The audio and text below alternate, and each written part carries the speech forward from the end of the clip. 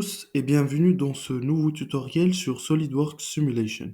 Aujourd'hui, nous allons relever un nouveau défi, l'analyse d'un ensemble bielle et piston. L'objectif de cette étude est de vérifier la résistance du piston en prenant en compte les interactions entre composants à l'aide de connecteurs mécaniques. Nous allons d'abord définir les matériaux et interactions, ensuite remplacer certaines pièces par des connecteurs, puis appliquer les charges et conditions et limites, et finalement simuler et analyser les résultats. Alors, c'est parti. Nous commençons par créer une nouvelle étude statique. Cette étude nous permettra d'analyser le comportement de la pièce sous l'effet des charges appliquées. Attribuons maintenant un matériau à notre pièce. Faites un clic droit sur la pièce dans l'arbre, puis sélectionnez Appliquer un matériau à tous les corps. Dans la bibliothèque de matériaux, choisissez IC 1020. Appliquer, fermer. Nous devons maintenant définir les interactions entre les composants, interaction globale, modifier la définition, puis sélectionner l'option Contact pour établir les relations mécaniques entre les différentes pièces du modèle. Maintenant, certaines pièces vont être remplacées par des connecteurs pour simplifier l'analyse. Donc, on va exclure l'axe situé entre le piston et la bielle, ainsi que ces deux boulons. Alors, juste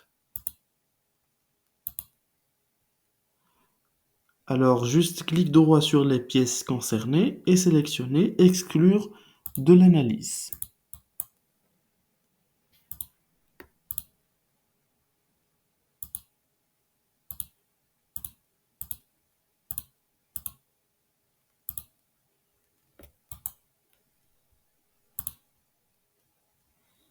Voilà.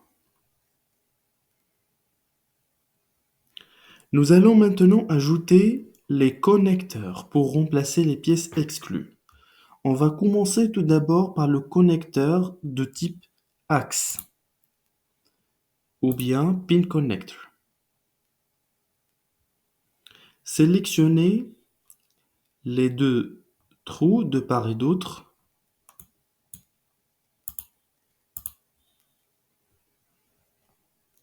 Cochez type de connexion distribué, aucune translation et rotation permise.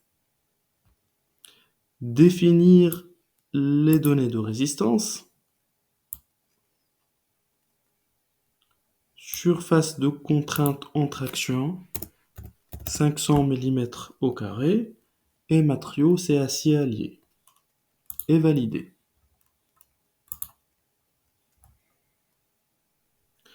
Passons ensuite au connecteur de type boulon.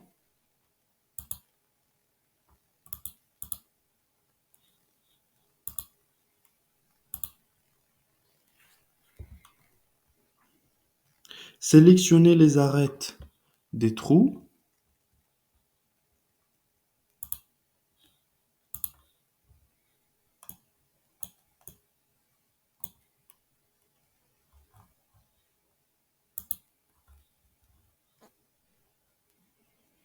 Cochez diamètre de tête de vis et d'écrou identiques.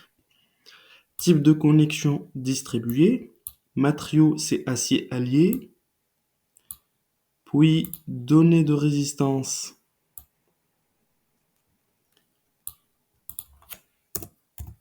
1,2 pas de filet, pas de filetage par millimètre.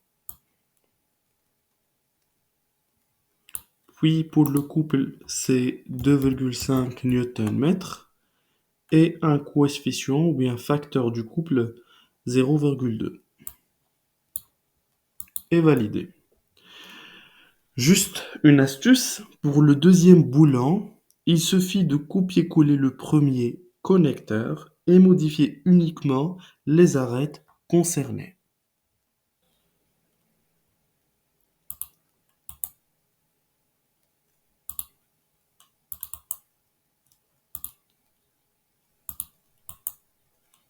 Modifier la définition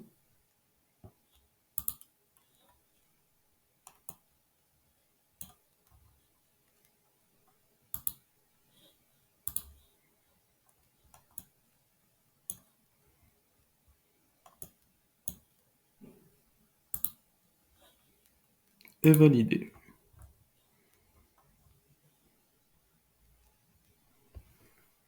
Nous allons maintenant appliquer les contraintes mécaniques à notre modèle. Clique sur Déplacement imposé, Déplacement imposé avancé, sélectionnez sur des surfaces cylindriques et sélectionnez la surface B en question.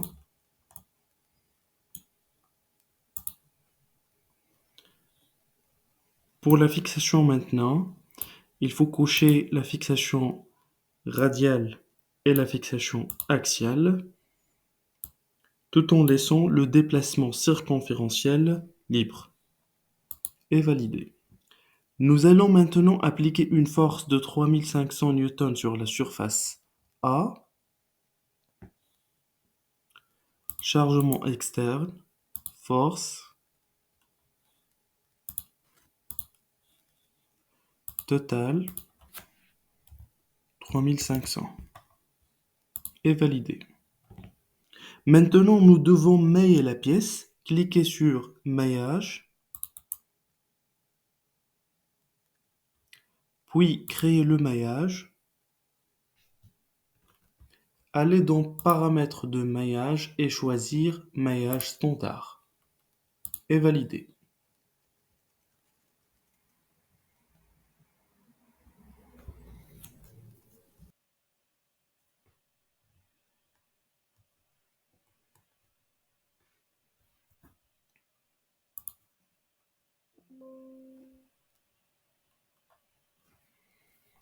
Une fois la simulation est terminée, nous pouvons analyser les résultats.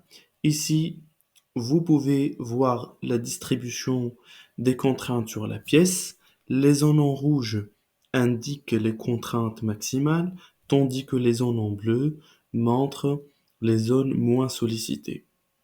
Nous voulons afficher la contrainte maximale en mégapascal avec 0 chiffre après la virgule.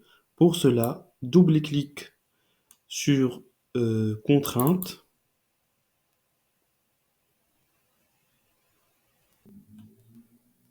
allez dans Options de graphique,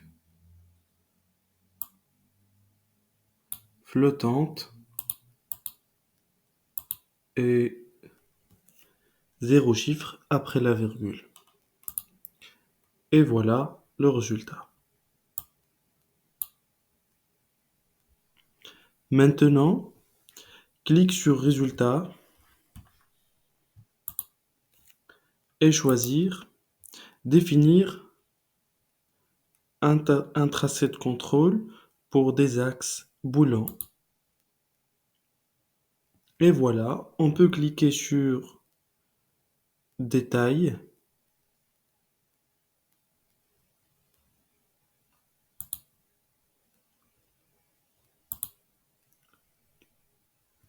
pour plus de détails sur les forces appliquées et les couples.